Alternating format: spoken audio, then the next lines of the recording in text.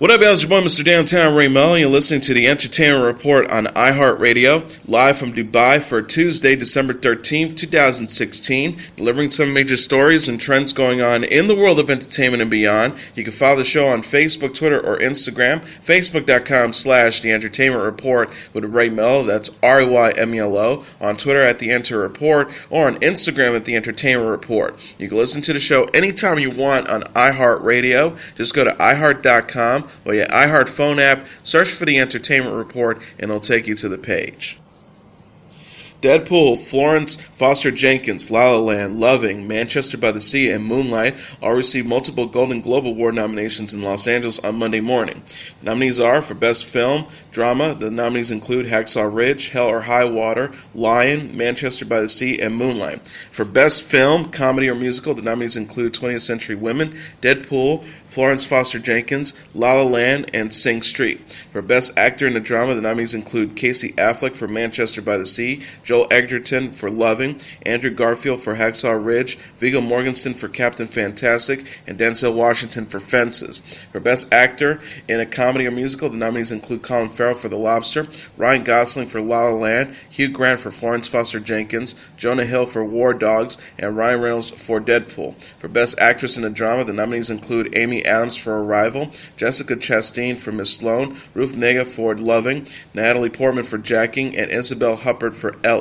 For Best Actress in a Comedy or Musical, the nominees include Annette Bening for 20th Century Women, Lily Collins for Rules Don't Apply, Haley Steinfeld for The Edge of 17, Emma Stone for La La Land, and Meryl Streep for Florence Foster Jenkins. For Best Supporting Actor, the nominees include Mahershala Ali for Moonlight, Jeff Bridges for Hell or High Water, Dev Patel for Lion, and Aaron Taylor-Johnson for Nocturnal Animals. For Best Supporting Actress, the nominees include Viola Davis for Fences, Naomi Harris for Moonlight, Nicole Kidman for Lion, Octavia Spencer for Hidden Figures, and Michelle Williams for Manchester by the Sea. And for Best Director, the nominees include Damien Chazelle for La La Land, Tom Ford for Nocturnal Animals, Mel Gibson for Hacksaw Ridge, Barry Jenkins for Moonlight, and Kenneth Lonergan for Manchester by the Sea. Best Screenplay, the nominees include Damien Chazelle for La La Land, Tom Ford for Nocturnal Animals, Barry Jenkins for Moonlight, Kenneth Lonergan for Manchester by the Sea, and Taylor Sheridan for Hell or High Water. Anna Kendrick, Laura Dern, and Don Cheadle read the nominations aloud at a press conference. The Golden Globes are presented by the Hollywood Foreign Press Association and honors excellence in film and television. Winners will be announced at a January 8th gala at the Beverly Hilton Hotel in Beverly Hills. Jimmy Fallon will host the ceremony, which will air live on NBC. The freshman series Atlanta, The Crown, Stranger Things, This Is Us, and Westworld were all nominated for Golden Globe Awards Monday. The nominees in the top television categories include for Best Drama Series. Nominees include The Crown, Game of Thrones, Stranger Things, This Is Us, and Westworld. For Best Musical or Comedy Series, the nominees include Atlanta, Blackish, Mozart in the Jungle, Transparent, and Veep. For Best Actor in a Drama Series, the nominees include Rami Malek for Mr. Robot, Bob Odenkirk for Better Call Saul, Matthew Rhys for The Americans, Liev Schreiber for Ray Donovan, and Billy Bob Thornton for Goliath. For Best Actress in a Drama Series, the nominees include Katarina Balfe for Outlander, Claire Foy for The Crown, Kerry Russell for The Americans, Winona Ryder for Stranger Things, and Evan Rachel Wood for Westworld.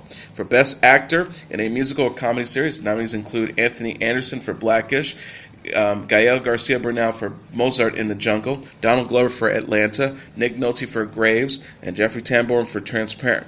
For Best Actress in a Musical or Comedy Series, the nominees include Rachel Bloom for Crazy Ex-Girlfriend, Julia Louis-Dreyfus for Veep, Sarah Jessica Parker for Divorce, Issa Rae for Insecure, Gina Rodriguez for Jane the Virgin, and Tracy Ellis Ross for Blackish. For Best Limited Series, nominees include American Crime, The Dresser, The Night Manager, The Night Of, and The People vs. O.J. Simpson, The American Crime Story. For Best Actor in a Limited Series or Motion Picture Made for Television, nominees include Riz Ahmed for The Night Of, Bryan Cranston for All the Way, Tom Hiddleston for The Night Manager, John Turturro for The Night Of, and Courtney B. Vance for The People vs. O.J. The American Crime Story. Best Actress in a Limited Series or Motion Picture, the nominees include Olivia Colman for The Night Manager, Lena Headey for Game of Thrones, Chrissy Metz for This Is Us, Mandy Moore for This Is Us, and Thandie Newton for Westworld. The contemporary movie musical La La Land was the big winner of the Critic Choice Awards ceremony in Los Angeles Sunday night. In addition to taking the top film prize of Best Picture, it also won the awards for Best Director for Damien Chazelle, Cinematography, Production Design, Editing, and Score. The movie tied in the Best Original Screenplay category with Manchester by the Sea as well. Manchester also earned the honors for Best Actor for Casey Affleck and Best Young Actor/Actress for Lucas Hedges. The Best Acting Ensemble title went to Moonlight, with cast member Mahershala Ali winning for Best Supporting Actor. Jackie scored the award for Best Actress for Natalie Portman, as well as the statuettes for Best Costume and Hair and Makeup. Arrival was deemed Best Sci-Fi Horror Movie and won the prize for Best Adapted Screenplay. Hacksaw Ridge was voted Best Action Movie, and it starred Andrew Garfield, the Best Actor in an Action Movie. Suicide Squad co-star Margot Robbie was named Best Actress in an Action Movie.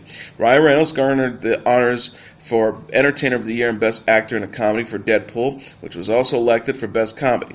Fences standout Viola Davis was recognized as Best Supporting Actress, and the Best Actress in a Comedy accolade went to Meryl Streep for Florence Foster Jenkins. Zootopia was recognized as the year's Best Animated Movie. Atlanta star Keith Stanfield rushed the stage to give an impromptu speech Sunday at the Critics' Choice Awards after Silicon Valley won Best Comedy Series. The actor said as Silicon Valley executive producer Tom LaSalle stood by on stage before he had accepted the award, "I want to thank everybody for honoring us in this way." Stanfield continued, "We worked very hard on Silicon Valley, and here we are, thank you." LaSalle said after Stanfield exited the stage, "Wow, no idea who that was." He continued towards Stanfield while mentioning a fellow executive producer. "Unfortunately, Alec Berg was sick tonight, so he and I are both substitutions." Justin Timberlake and Jessica Biel dazzled on the red carpet Sunday. The 35-year-old singer and 34-year-old actress attended the 2016 Critics' Choice Awards at the Barker Hangar in Santa Monica, California, where Timberlake's movie Trolls was nominated for 2 awards. Timberlake and Biel were all smiles as they posed together for photos. The singer looked dappered in a black suit, while Biel stunned in a striped Ellie Sapp dress with a plunging neckline and lace inset sleeves. Trolls was up for Best Animated Feature and Best Song for Can't Stop the Feeling, but lost to Zootopia and La La Land for City of Stars, respectively. Timberlake jokingly poked fun at Can't Stop the Feeling while presenting Best Acting Ensemble. He said when the tune accompanied his entrance on stage, "Turn that song off, was that out loud?" Arrival star Amy Adams, La La Land star Emma Stone, and Lion star Nicole Kidman were among the other celebrities at the event. La La Land was the big winner of the night, taking home 8 awards, including Best Picture. Timberlake and Biel were married in Fasano, Italy in 2012 and welcomed their first child, son Silas, in April 2015. The family dressed up as troll characters for Halloween, and Timberlake later told The Fix that Silas recognizes Can't Stop the Feeling. He revealed he knows that Can't Stop the Feeling is my song. We just say that's Daddy's song, that I wrote the song. Ryan Reynolds dedicated his first ever Critics' Choice Awards to the Make-A-Wish Foundation on Sunday. The 4-year-old Deadpool star gave a shout-out to the nonprofit and Sick Kids Foundation of Toronto during his acceptance speech for Entertainer of the Year. Reynolds told the audience, "Deadpool was an 11-year odyssey for me to get up here, and it resonated with a lot of people. The character had cancer, and some of the people that this character resonates with were sick kids. I'd like to dedicate this honor to the Make-A-Wish Foundation and the Sick Kids Foundation of Toronto, 2 incredible organizations that do so much for so many kids in need." He also added, "I would also like to dedicate this award to the memory of my friend Connor McGrath and Grace Bowen, recognizing the 2 young children who died of cancer. They didn't lose the battle, but they started a fight, and it's up to us to finish it." They later joked of actress Blake Lively and their 2 daughters. "I also want to thank my wife, and for no reason at all, I suppose, my children." Reynolds won Best Actor in a Comedy for Deadpool, but lost Best Actor in an Action Movie to Andrew Garfield for Hacksaw Ridge. Deadpool won Best Comedy, but lost Best Action Movie to Hacksaw Ridge. The official trailer for The Fate and the Furious was released Sunday at a fan event in New York City's Times Square. The gathering was streaming live on Facebook, and the 3-minute trailer was posted on Universal Studios Entertainment's official page with the caption, "Family will be broken. Watch The Fate of the Furious. Trailer now. #F8 in theaters April 14th. The clip, which has already gotten more than 39 million views, featured franchise veterans Vin Diesel, Michelle Rodriguez, Tyrese Gibson, Ludacris, Kurt Russell, Jason Statham, and Dwayne Johnson. Oscar-winning actresses Charlize Theron and Helen Mirren and actor Scott Eastwood have joined the ensemble for the crew's newest high-octane adventure, which is due in theaters this spring.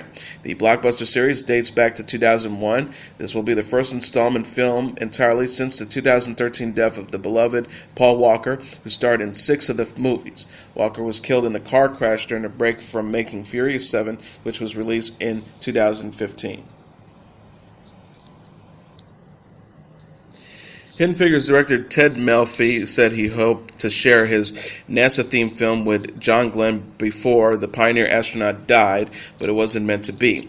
Starring Taraji P. Henson, Octavia Spencer, and Janelle Monáe, the historical drama focuses on 3 brilliant African-American women who made extraordinary contributions to America's fledgling space program in the 1960s. Glenn, played by actor Glenn Powell, is depicted as heroic, generous, and greatly appreciative of the math and technical skills of the women, particularly Henson's character, Katherine Johnson, who was integral to his mission of orbiting the Earth. Glenn died Thursday at the age of 95, just a few weeks before the movie is scheduled to hit theaters. Asked by UPI in New York on Sunday about the bittersweet experience of releasing the film soon after the death of one of its subjects, Melfi replied, "We've been trying to show John Glenn the movie since this was finished, which was about 2 months ago, and he's been ill." He also added, so his family kept saying, he can't right now, he really wants to, and he supports the film. Actually, his wife gave us the rights to those photos and the archival footage at the end of the movie. And I don't know why we felt compelled to put that footage in the end of the movie. You can do the movie without that footage in there. You could just have the footage of the 3 women and what they achieved, but for some reason we said we want to put this John Glenn footage in here. And everyone was like, okay. I cried the other day watching it because it says, well done, John. I was like, well done, John. And you just go, how is this possible? I don't know. I think it's like art imitating life. Melfi went on to say he thinks the themes of breaking barriers and fighting social injustice at the heart of the period film remains relevant. He says, we have racial tensions in the country again, extreme in some places. We have sexism in the country again and not again. It has not stopped, and we have a Cold War all of a sudden, and now we have a mission to space, to Mars. Who could predict all that? You have Black Lives Matters, you have Oscar So White, you have all these things, and you're like, could there be more reasons for something to be made? I don't know. The answer is just crazy.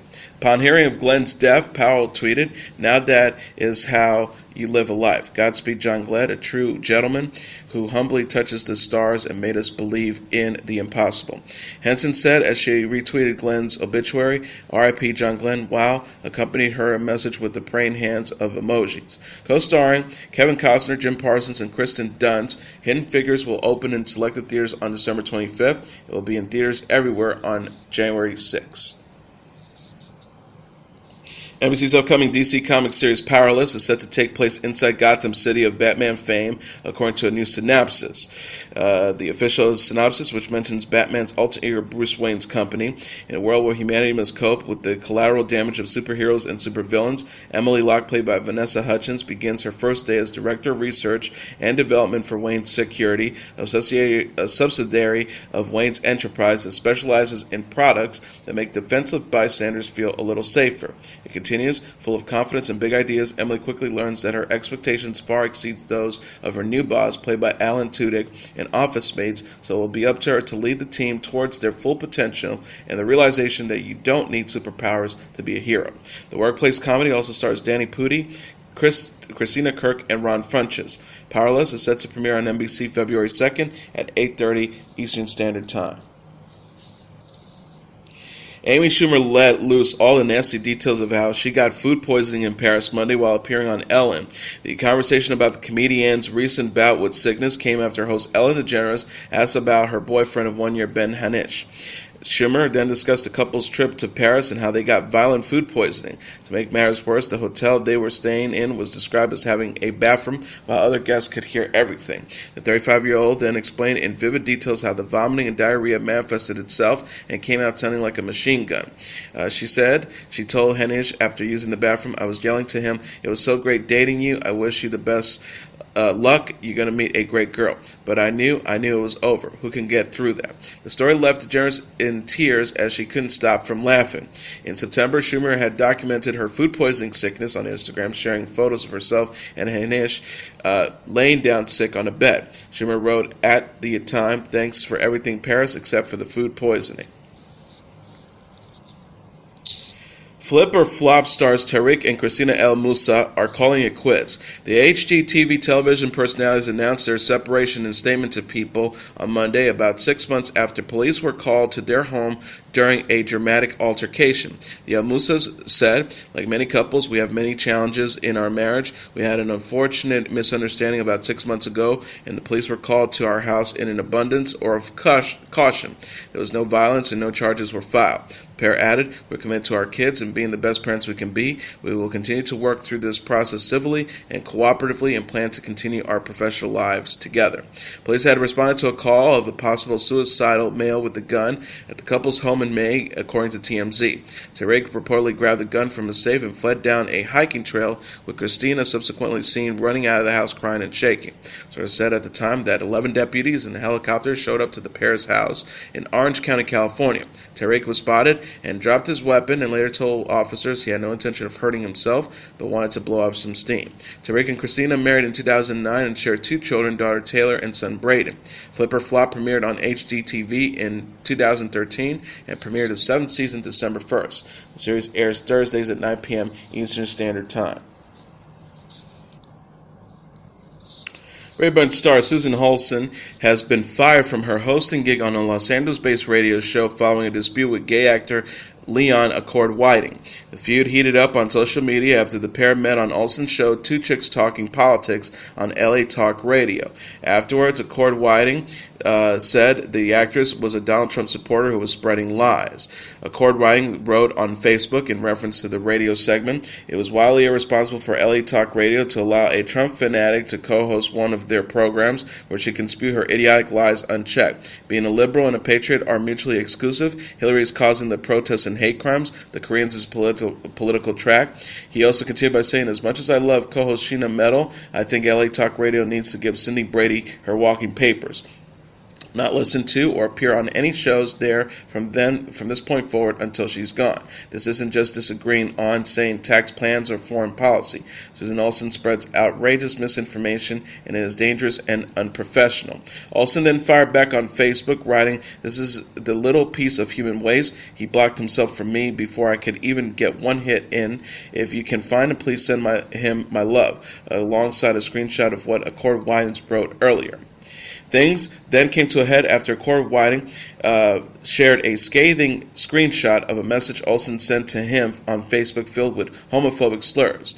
It said, hey there, little explicit, let me give you my big boy pants on and really take you on. What a snake in the grass, you are a lying piece of expletive, too cowardly to confront me in real life, so you do it on Facebook. You are the biggest expletive in the world, biggest expletive.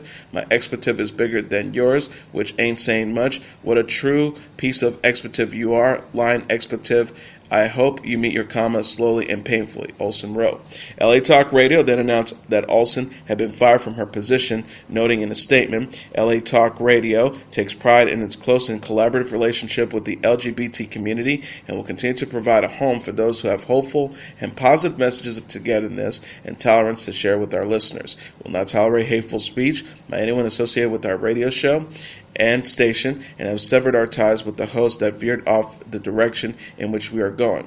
Accord Whiting then noted on Facebook after the firing, getting fired is never a happy event, even when the person deserves it. This is less a victory, more a badly needed course correction. I can't express enough my appreciation for everyone's support the past few days. I merely sound the alarm. It was all of us working together who made justice happen. Olsen played the youngest daughter, Cindy Brady, on The Brady Bunch. Khloe Kardashian and Lamar Odom are days away from finalizing their divorce. A Los Angeles judge granted the 32-year-old reality star and 37-year-old former NBA star a divorce Friday, with their marriage to officially be terminated December 17th, according to CNN. Entertainment Tonight reports Kardashian's legal name will be restored to her maiden name of Khloe Kardashian. Neither reality star nor Odom will receive spousal support, although Kardashian will get their home in Calabasas, California. In addition, Kardashian and Odom would each pay their respective attorneys' fees. The pair will both get a 50% interest in their joint company Lamar LLC, but the business will dissolve. Kardashian initially filed divorce in December 2013 after 4 years of marriage, but put proceedings on hold following Odom's hospitalization in October 2015. She filed divorce again in May. Kylie Jenner spent quality time with Rob Kardashian and Blac Chyna's daughter over the weekend. The 19-year-old reality star cuddled up to niece Dream Renee on Saturday and shared a video of herself holding the 1-month-old infant on Snapchat. Rob Jenner's half-brother and Blac Chyna's his fiancee welcomed Dream on November 10th. Jenner said in an interview with E! News the same month that seeing photos of the baby nearly moved her to tears. She gushed, "The photos with Rob and his daughter literally made me want to cry. All the photos made me want to cry, the family photos, the photos of just her, but it's really sweet. She's so cute." Blac Chyna, who also shares 4-year-old son King Cairo with Jenner's boyfriend Tyga, is presently battling Rob's sisters over their family's name.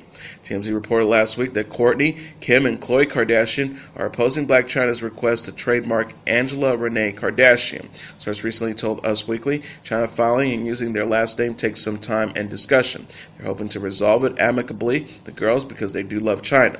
The insider explained the girls are just protecting their interests because it is their brand. It is a complicated business issue. Kourtney, Kim, and Khloe's companies claim that Blac Chyna's trademark would cause them to suffer damage, including irreparable reputation and goodwill. They also seek the mom of two is deliberately seeking to profit from the goodwill and popularity of the Kardashian name. New parents Carlos and Alexa PenaVega delighted fans by sharing the first photos of baby Ocean over the weekend. The 27-year-old actor and 28-year-old actress posted pictures with son Ocean King on Instagram after welcoming the infant December 7th in Los Angeles. Carlos captioned a photo of himself with his son and his dad, 3 generations in one room. "Life is such a beautiful thing. It is important to be impactful to the world around you. If not, then what's the point of it all?" He also added, "So thankful for everyone my pops has taught me. I'm excited to raise this little man and pass on our love for Jesus and our passion to change the world. Hashtag baby Ocean, hashtag Lexlos, hashtag faith, hashtag family, and yes, he's wearing a bear onesie." Alexa wrote on her own account, 8.6 pounds, blessing, hashtag Ocean PenaVega, hashtag welcome home Lilo. Little gift from God that I get to share with my husband. Carlos and Alexa's rep has confirmed Ocean's birth to people on Friday. The couple married in Puerto Vallarta in Mexico in 2014 and revealed their baby's name and sex in August after announcing Alexa's pregnancy in June.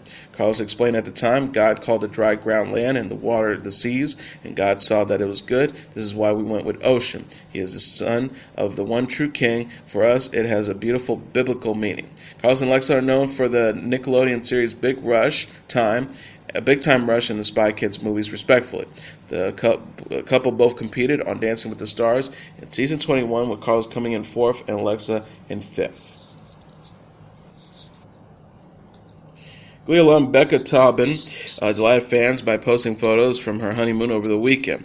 The 30-year-old actress shared a series of gorgeous pictures from her trip to Mauritius, an island nation off the coast of Africa, following her wedding to Zach Martin. She captioned a Snapchat of herself and Martin posing in the water. "We just took a 6-hour nap." She later added to a photo of herself hiking in the cliffs, "Risking my life for the likes."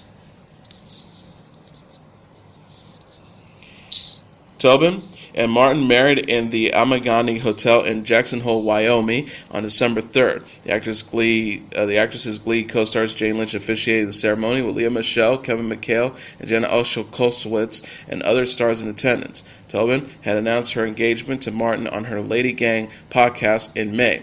The news came nearly 2 years after her boyfriend, Matt Bennick, was discovered dead in a hotel room at the age of 35.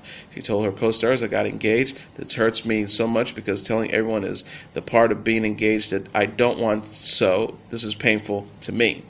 Tobin is best known for playing Kitty Weil on Glee, which came to a close in 2015 after 6 seasons on Fox. She'll next star in the Pixel television series Before You Say I Do.